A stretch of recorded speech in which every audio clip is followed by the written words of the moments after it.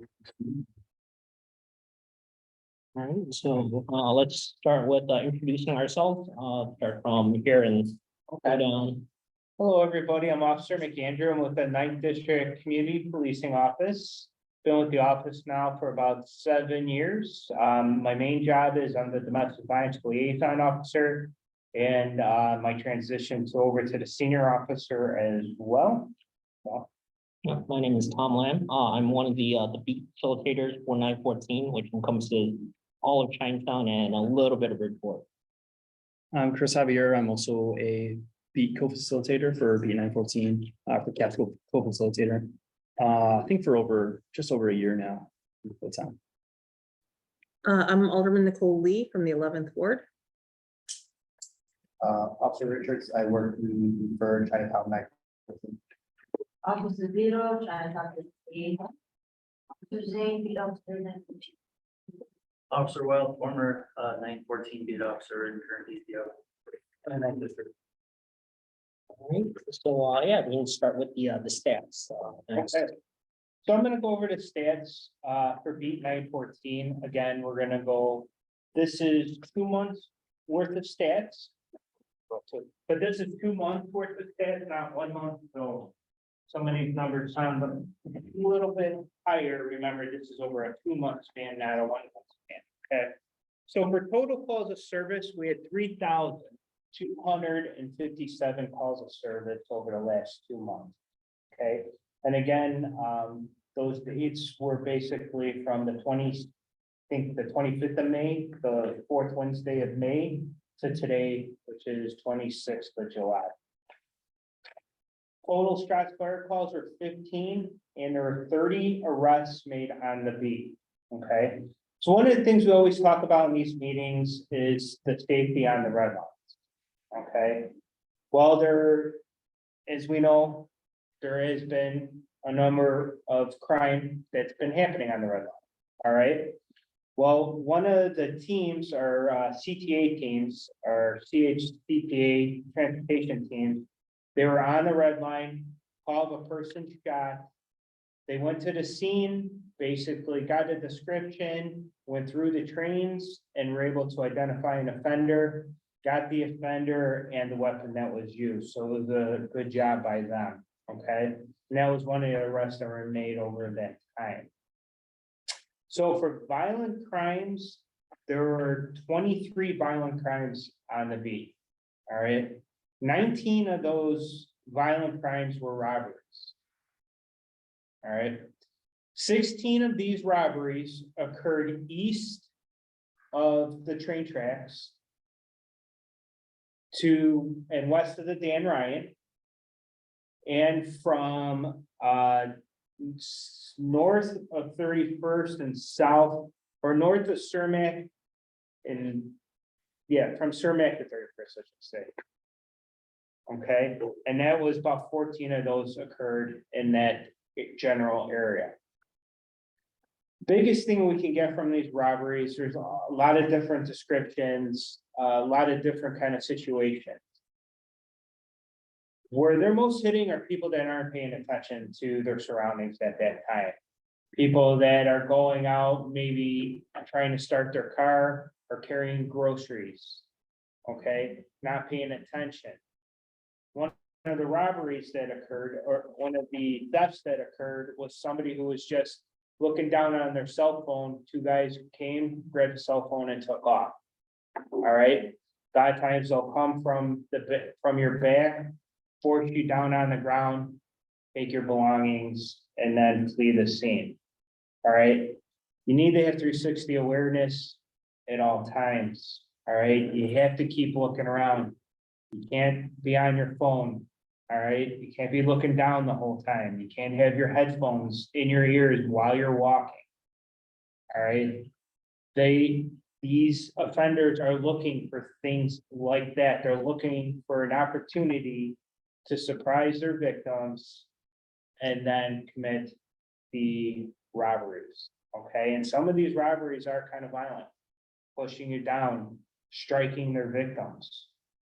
Okay, female, males, doesn't matter. That It's become violent, older, younger victims, it doesn't matter. They're looking for the easy targets, okay? Then there was also 4 batteries that occurred on the beat.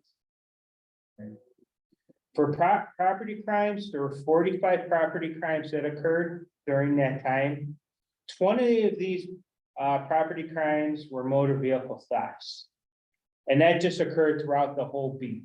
Now, this isn't just a problem on 914. This is a huge problem on 913. So for example, on 13, 913, which is somewhat connected to beat 914, there was a total, I brought the sheet, of 13 motor vehicle thefts that occurred during that same time. All right, and it's happening on all parts of the beat, not just one section or a different section. All right. Yes, Hyundais are the main cars, Hyundais and Kias still. I have an appointment because I have a Hyundai Santa Fe. So, and I have one of those that can be taken. I have an appointment to get that anti-theft thing that they have in the mail. Now, I've said this at other beats and people shake their heads and said that doesn't even work. I'm not sure. They sent it to me. It's free of charge to get it done. We do have a Hyundai that, or Kia, and they send you that notice. It doesn't hurt to get it done if you have the time to do it. One of the main things that has caused a deterrent are just those gloves you can put on your wheel. All right, may not stop it all the time, but like I said before, with the robberies, they're looking for the quick, they're looking for an easy target. Same thing with these. They're looking for something that they can get in and flee the scene right away. And then again, they use these vehicles for other crimes, other robberies, vehicle carjackings, shootings, all those different crimes. So, you know, be aware of that. For thefts, there was 10 thefts that occurred. And again, one of those thefts I was talking about was somebody just paying attention to their cell phone, walking around, boom, grab the cell phone, and took off. And then there was one burglary that occurred on the beat. So all in all, these numbers are expected in the summer. We do unfortunately see higher calls, higher crime stats within these summer months, okay? But the biggest thing are these motor vehicle thefts right now and these robberies. That's it for the stats. All right, and so, any other updates? I know, Chris, you wanted to update some of the stuff that's been going on around Chinatown. If you want to update with that. Yeah, so we typically do safety walks. That's been run from CCUC. They've done one every month, April, May, June, July. They were unable to do that due to scheduling issues. But we will continue that in August. That'll be 3rd week of August. I believe that's the 20th. So that's just where we're picking different spots in beat 914. We're just walking a block, knocking on doors. And then basically it's a beat meeting like on wheels. We're just walking and sharing the information that we share here with our neighbors. So that's one thing that'll be happening in August. Yeah. Chinese Christian Union Church. You're welcome. Second thing, we've been following up with the number 18 karaoke bar. So there were some complaints over murder that happened last year, and the city went to some lengths to put accountability measures in place. Some of those measures include them attending our beat meetings and other community meetings, which they've been attending. We did one walkthrough, I believe, 2 months ago, and at that walkthrough, there were community members that were present, and then CAPS members. Did we have officers that day? I think not. We didn't. So, but as we walked through, we went through with the staff, and they took us through the facility. We made some requests, and then they agreed to some of those. So some of the requests that we made were mainly on their cameras. They had some cameras that we felt like their placement wasn't optimal for helping police to catch crimes if they were to happen in the facility. And so we did a follow-up walkthrough yesterday. We walked through the facility, And what we saw was that the cameras were moved and cameras were added. So they followed everything that we had asked them to do.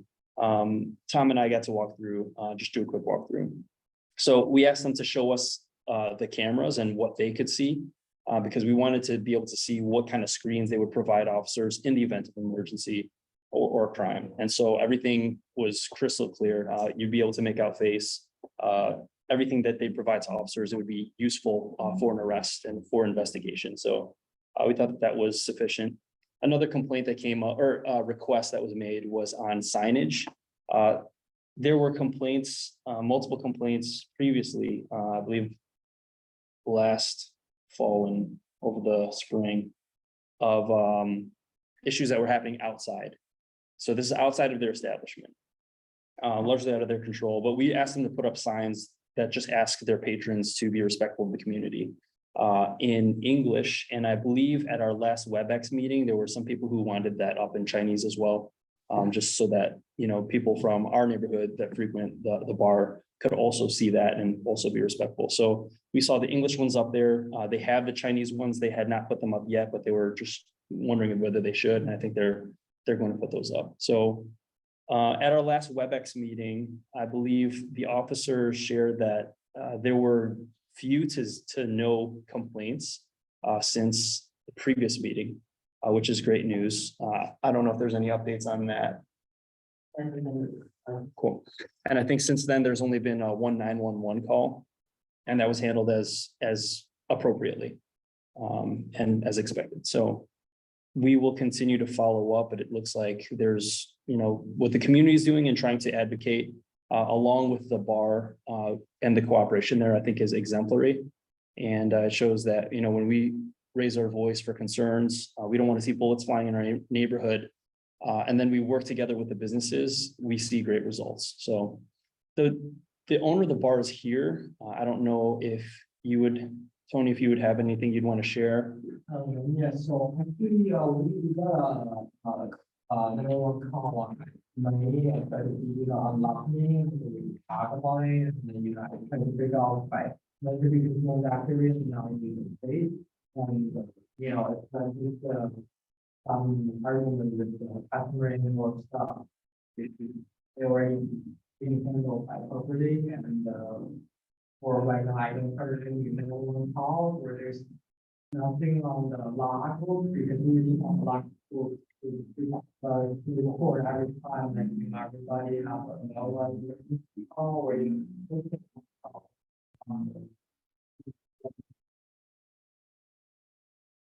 right now, and then we have we talk about the ID scanner throughout the bar. We will have the function of the ID scanner. We can follow the fake ID or new ID, and we made a lot of new ID people use. We have the storage for all ID, like for like I think it's 60 days for. Can I ask you to stand up and come closer to the microphone because it's doing closed caption and they can't hear you on the Zoom. Right here? Yeah, I think if you just, why don't you sit there All right. and start talking? Let's see if this makes better sense. Thank you. All right, so do I need to repeat words? Sure. Can you just back up and just talk about the 911 call that you got in the log? 911 call, we do have the log book like for recording all the 911 emergency calls, and we do have one report like on the May 27, I think at the time at that period. I'm now in the state, but you know we do have the recording with the officer sign on the logbook. And for right now, like we will also talk about the ID scanner for the last meeting, the BACP meeting, and you know we do have the ID scanner functionality, and it can tell you the fake ID or the real ID, and we only allow the real ID people in, and we do have a report and storage in the ID. It's called ID scanner, and we do have the storage for 60 days, like you know how the police officer can you know have some at least some information like for the if anybody in the future you know have to provide. So we have everything recording, and as please tell you guys like we're already lower, we're adding the camera right now, and we're gonna put the Chinese version poster as soon as possible. That's all. Security license? Yeah, or security is like that. I think we were on. It's called Milan Security Company. Are they drug tested? Yeah, they have a lot of professional stuff and paperwork. I already handed to my. Actually, I just like my lawyer to call their boss and their manager. They already sent all the list, license and all the document paper and to my lawyer, and then my lawyer already sent it to the city lawyer, I think. So that's all I want to say. I think it's being finished by a couple of months ago before I leaving the United States. It's like April or May, something like that meeting, like we already sent everything to my lawyer, to the city lawyer. To just do an update and record. And we have been used the Milan Security Company for like 2 years, and, when they are here, they're doing the really professional job right here. That's right now. I think also we talked with police before, like yesterday, like we talked like if you walk around, like even the police officer walk around, like you can see our security is like sometimes we have a 4 security, almost sometimes 3, sometimes 4, and security of course security to secure of course, the street secure, safety and, even in the alley, like, they're just walking around, like, to make sure everybody is not blocked or, have any kind of weekend situation, they just make sure all the corner of that street is gonna be clear, secure and safe. And we already asked them to do that. When Chris say he driving allowed from here, and they say the security is all around for building. And that's all. That's great. And just for the Anybody have people, Question? for the people that are on the Zoom or haven't heard this before, so all of the things that you just described were corrective actions that were as a result of the BACP community nuisance process that Chris was referencing. And I appreciate that you've taken all of the corrective actions, that you're taking all of that seriously. And it's great to know that we haven't had any subsequent problems. The 911 log, the ID scanner, all of those things were corrective actions that came out of these community meetings. So thank you to everyone that's been participating. All right, so does anyone else have any dates to bring up? I can real quick, from the 11th ward perspective, we have obviously the Chinatown Summer Fair is happening this weekend. The 11th ward will have a booth Saturday and Sunday.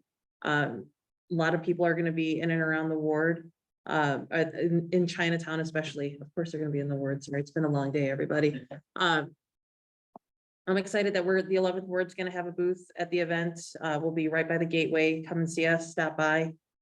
Happy to chat with you about things that we have going on in and around the ward. Take a service request if you've got a tree that needs to be trimmed or a pothole that we don't know about. Do let us know about those. Are you guys going to talk about National Night Out? Yeah. Okay, I'll leave that for you guys. And then we've got some back to school events that we'll be doing.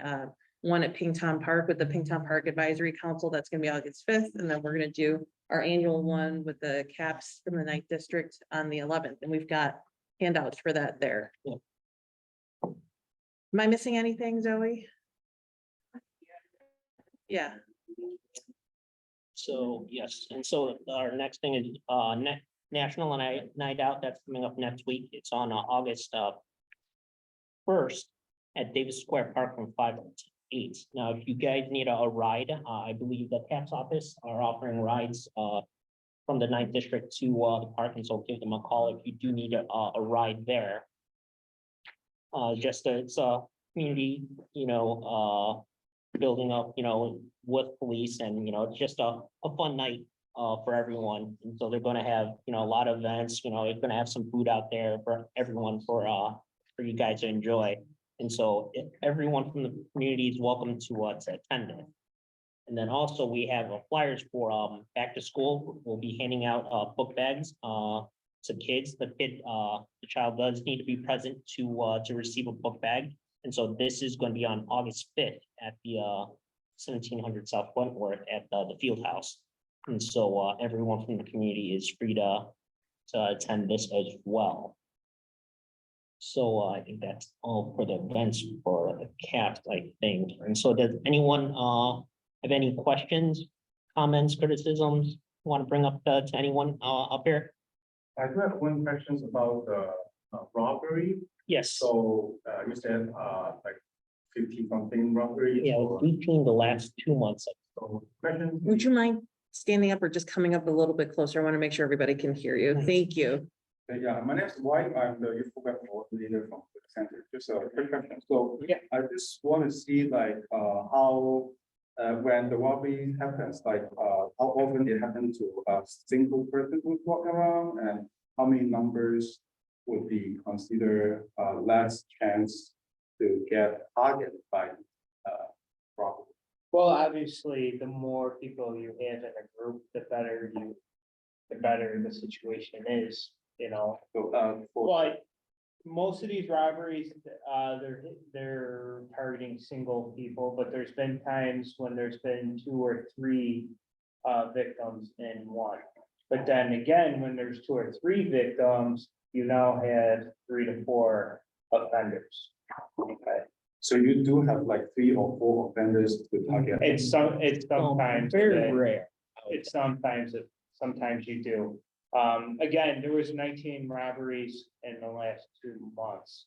So there's been all different types, from different types of spectrums.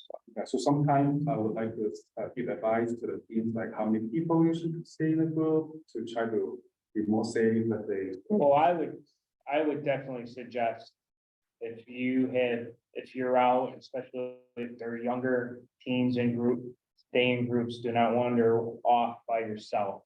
And that's not just around here, that's just in general, no matter where they're at. It's always safer in numbers.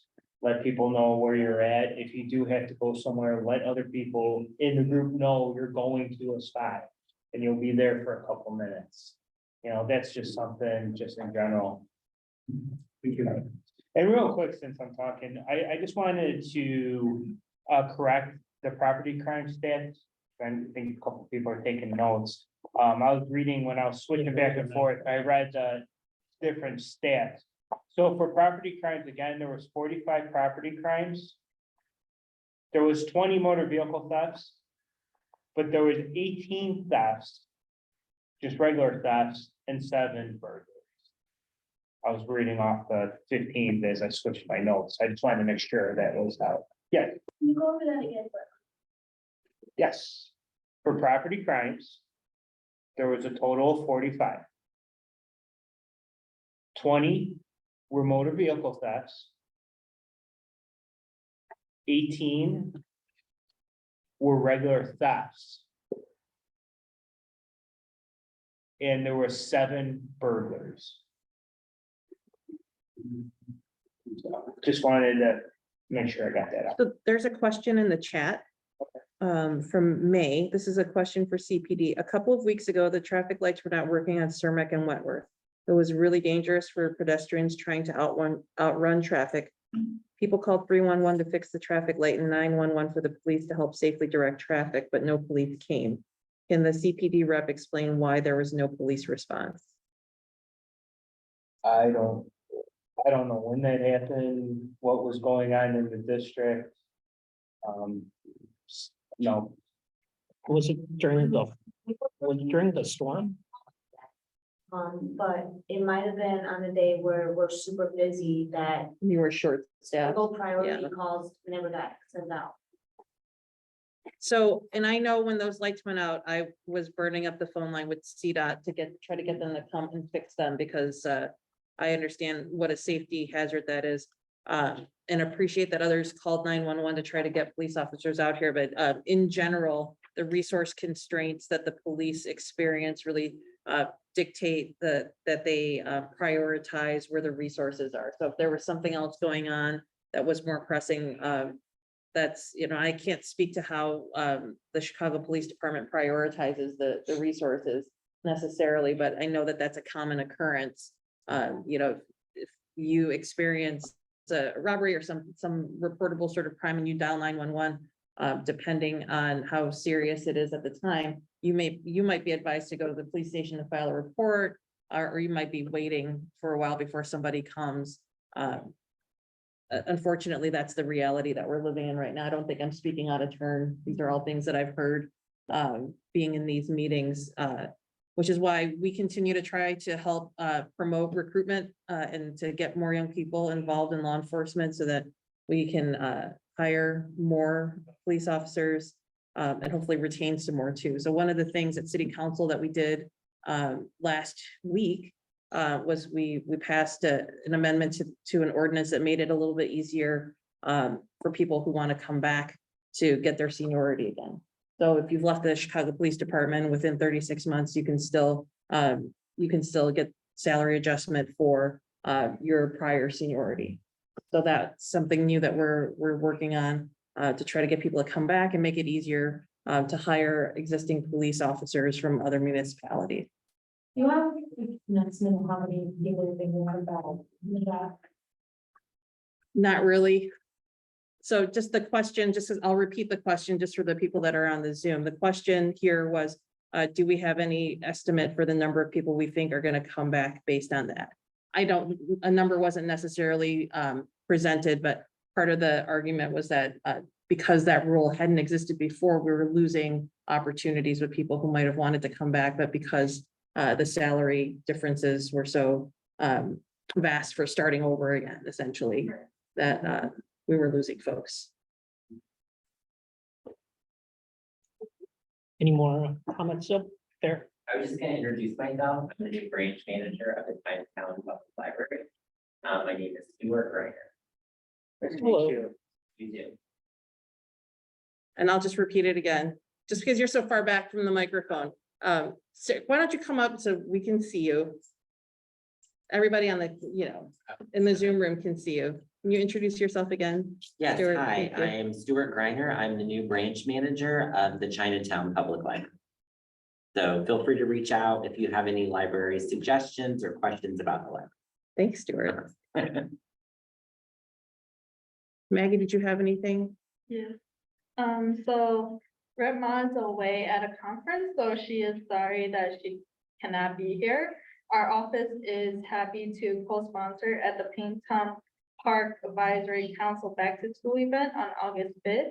We hope to see you all there. We are also looking forward to attending the National Night Out on August 1st. If anyone needs assistance with state government issues, please feel free to contact our office or come in. We are open 9 to 5 Monday through Thursday and 9 to 3 on Fridays in the summer. Thank you. So I have two other things that I'll mention. I'm remiss in not having mentioned it earlier. One is there's going to be the monthly meeting of the district council for the 9th district. That's going to be tomorrow evening at 6:30 at Armour Square Park Field House.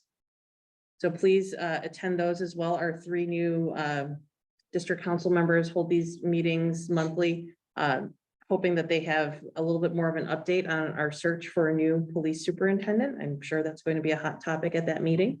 And then also I wanted to provide an update on the migrant situation. In the 9th district, I think we're probably pretty high right now. Yeah.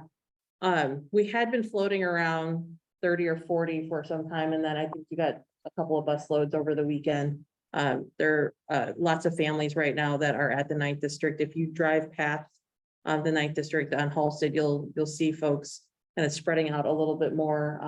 I would say as you're driving around, please be careful. We're trying to encourage the migrants to not sit on the sidewalk and block the way. Some of them were sitting on the curbs, and I worry about cars that are not paying attention when they're parking and pulling into parking spaces. There are a lot of little children around. There was a meeting today of the Immigrant and Refugee Rights Committee, the city of Chicago, and we got some more updates on shelters that are opening, how the city's providing additional services to migrants that are continuing to arrive. They're planning for right now when the city colleges are starting back to school, they're going to need to move those migrants from those shelters to other shelters. Currently, we have about a little under 1,000 migrants that are in police stations citywide right now. It's a pretty high number. And it's not a very good situation for anybody, but it is the city's priority right now, as it has been for months now, to get migrants out of the police stations. The really tough part about this is that we don't control the flow. And we never know exactly when a bus is going to arrive and how many buses are going to come and how many people are going to be on the buses. So until we get more pressure on our federal elected officials to help us with funding for expedited work permits, I don't think that we're gonna see a whole lot of relief on that, if I'm being honest. You know, I don't like to sugarcoat things. In that I want to give a shout out to the folks that are in the ward between the 1st district and the 9th district, who are part of the mutual aid organizations that have been helping to support the migrants with food and clothing and supplies. And showers. So here at the Pingtown Park Advisory Council is working with the 1st district to allow for migrants to go and use the park facilities to shower once a week. We're doing the same thing in the 9th district at Wilson Community Center as well, just to help supplement some of the services. Obviously, it's not a very conducive place for people to be sleeping on the floor of a police station. We're trying to make them as comfortable as possible while they're waiting for shelter spaces to open up. Yes, Since you talk about the migrant situation and some of them are sleeping around the police station. The question I have related to the meeting is how much a burden for the police department to take care of them compared to the job they do. that's a question probably not for me. Yeah, Like, so they just stay around in the police station, right? well, The biggest thing is we have a desk crew that has to, you know, they're making sure, you know, we're not necessarily taking care of them, but they still have to, you know, kind of keep track who's coming in and out, things like that. So it can distract sometimes desk crew as people coming in, trying to do reports and, you know, making sure that, you know, other people in the area are okay. So There's a little bit more traffic in the, like. it's a lot Well, more traffic. yeah, Yeah. there's a lot more traffic. That being said, the officers on their day-to-day beats and stuff, it's not affecting them as much, but mostly the desk officers, and then officers like within the CAPS office. Sometimes, you know, we'll go out and we'll take calls and we might do some things with them also. But the day-to-day, the beat officers and stuff, it's not affecting them. All right, so, and I want to be clear, the migrants that are staying at the police stations, they're not in custody. Okay, so and it's not the police's job to sort of watch over them in that way. I can tell you just from walking through the 9th district, you can imagine if you had to go and file a police report and there's a lobby full of people, makes it very difficult for you to go and do that. And it does take a toll and a strain on resources. I think that everybody in the city recognizes that, the mayor recognizes that. That's why he's made it a priority to try to get people moved out. I think in the 9th district, we had maybe 3 days when it was really low for a minute. Yeah, it was none at one point. But again, we don't control the buses, so you know, I think everybody's doing the best that they can. It's not an ideal situation for anybody. But I try to remind people these are human beings. You know, we hate to see kids or anybody sleeping on the floor of a police station. But they are here. They are not illegal. They're here legally. They have legal status in the United States as asylum seekers. Well, any more questions, comments, or? I got one more comment. Going back to that 9th Police District Council that's happening tomorrow at Armour Square Park Fieldhouse at 6:30. I think it's really important for people to attend. It's just like a bigger one of these. It's there for us to air our concerns and share feedback. And this team, the district counselors, they're supposed to take that back to their board and hopefully make some changes. So At the previous ones that I've been at, I went to the one last month that was at Kelly. I think a lot of the feedback were complaints from the community, which is fine if that's true of people and they want to share their experiences with police. So a lot of those complaints against police. I think Beat 914 has its own unique voice.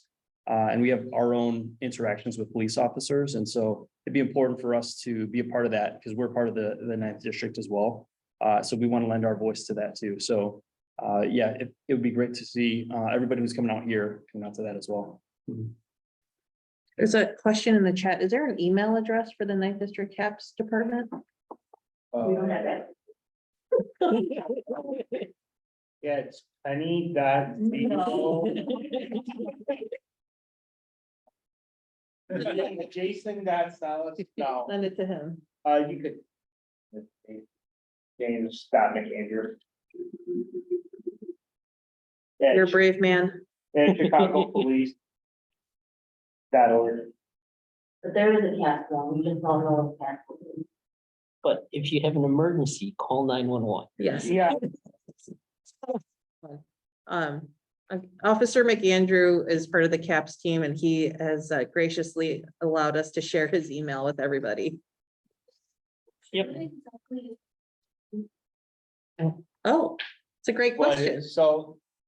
CAPS is Community Policing Office. What is it really? Community Alternative Policing. Strategy. Okay, long story short, officers in the CAPS office have different unique jobs, different unique positions. Like mine, for example, is I'm the domestic violence liaison officer. My job, for example, is when we get the reports, domestic calls, domestic violence calls, when reports are made, I reach out to the victims.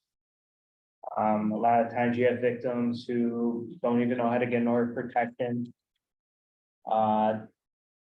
Are kind of scared to even do more reports, press charges, go to court. So sometimes I've gone just to be supportive for these victims. Or team them up with different organizations in the area, Metropolitan Family, Care Cares, things like that. We have a senior officer who does the same type of work for seniors. We have a youth officer who does a lot of work with just the youth in our district.